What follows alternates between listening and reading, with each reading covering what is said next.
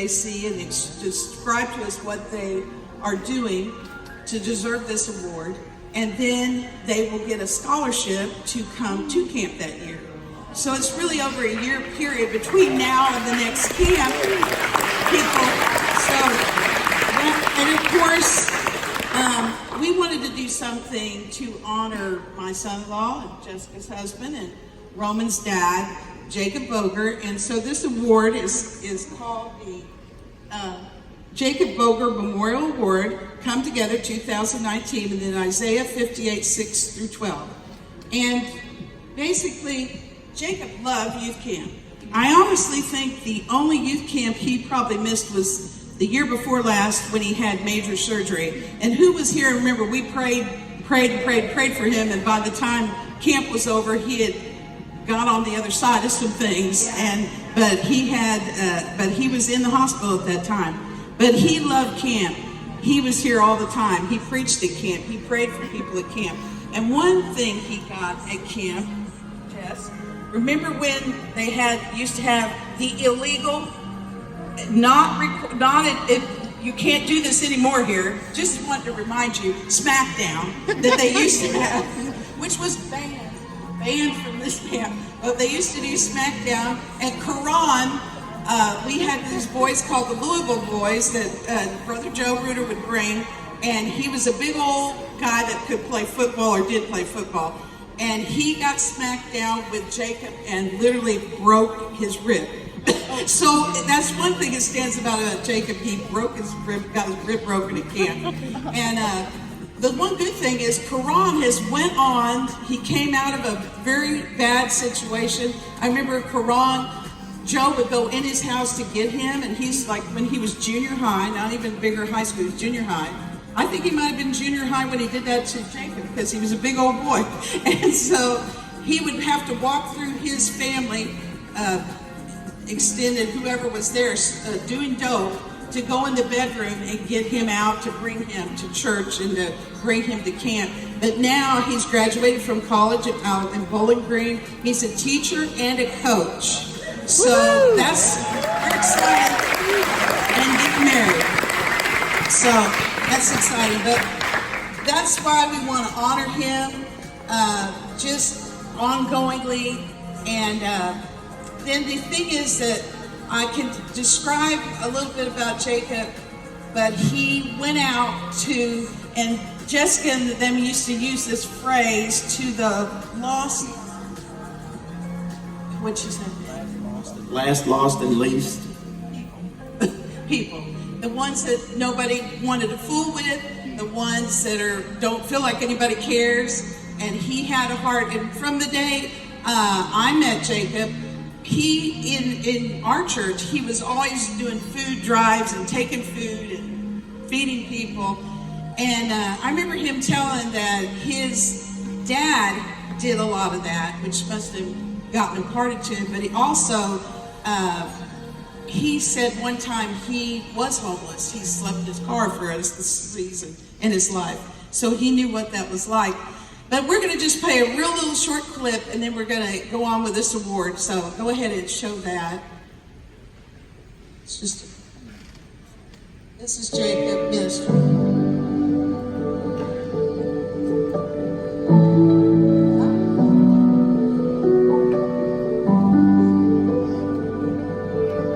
This man, he eventually passed away, but everybody loved the little guy.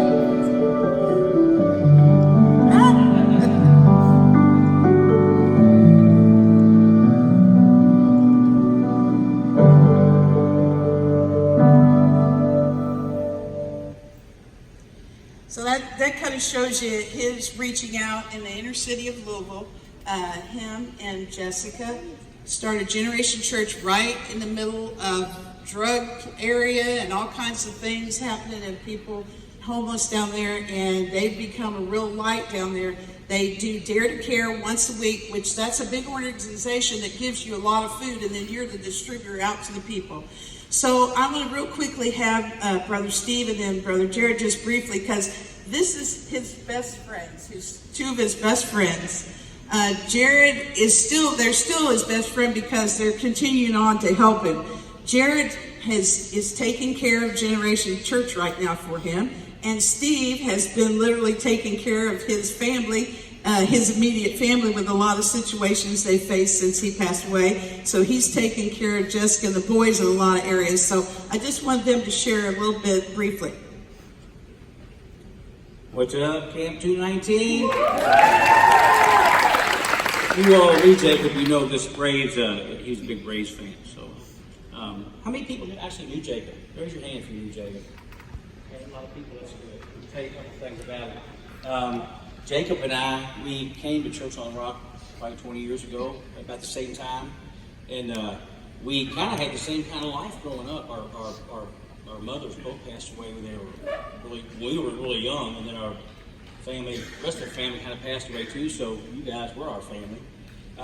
But Jacob and I kind of got in some bad situations. We had opportunities put in front of us that we took, and they weren't good ones, and that's not a good thing. But I want to tell you something about my friend, because I don't know anybody like him.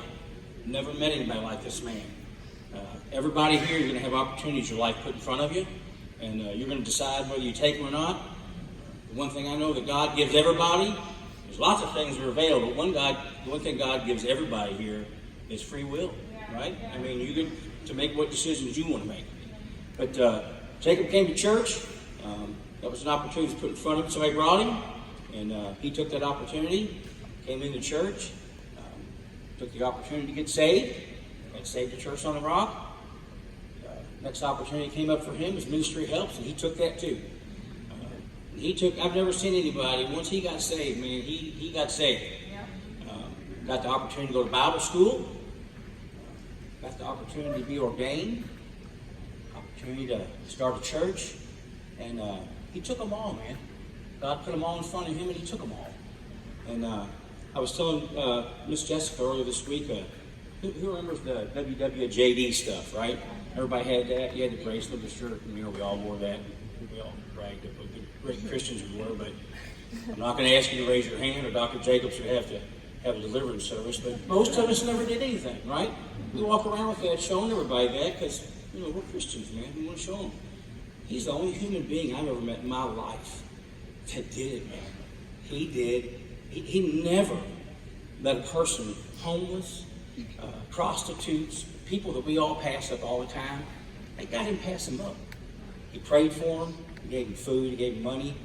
I've been all around the world with this cat, man. And he was, I've never seen anything like it. And really, like when Pastor Donna asked me to speak about this award, I thought about you guys, man. And here's the thing. You guys are going to have a ton of opportunities too, right?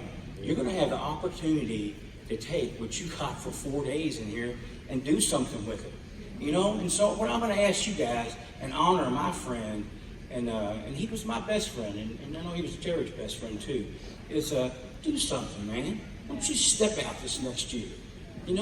I told Pastor Diane tonight, this is not a participation award, because that's what we give out now. All you millenniums, man, you can go 0-10 or 10-0, and we all give you a trophy, man, because we don't want to make you mad, right? Everybody gets a trophy. And but this award is special because it's a separation award. Because you're going to have to separate yourself from this world in order to get this award. Because you're going to do something most people don't do. And that's be different. So I ask you and honor him.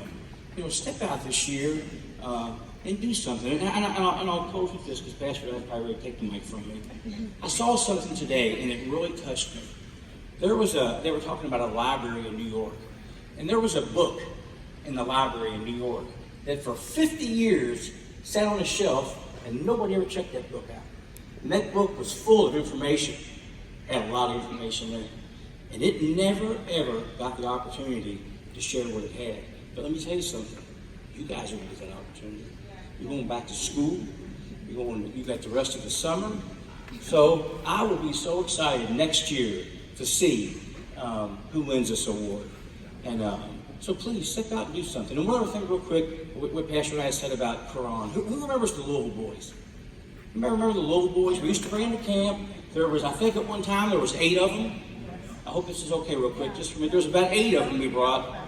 Yeah, we picked them up in downtown Louisville. Pastor Dan's right. Went with Joe a few times to pick them up, and their parents would be taking a hit off a joint and asking if we wanted it while we picked their kid up and bring them to church. We brought them to camp. So out of those 8 kids, and Karan was one of them she's talking about, he's the only one that made it, man. One of them's on drugs right now. A lot of them have just disappeared and they went into the world. And me and Karan took advantage of every opportunity. And, you know, he graduated high school, he went to college, he got a good job, he's getting married. But here's the thing, guys. You know, most of you all that know him, you had part in that. Because I was telling Pastor Keith the other night, he never saw African American people together in a group like this and treated him like that, you know? So everybody here, maybe you have a part in that, and that's what it's about. So I'm going to shut up and sit down. Don't miss your opportunity, please. So I'm excited next year when she comes back and we get to hear about what you did, okay? Love you guys. Have a great night. And there you go.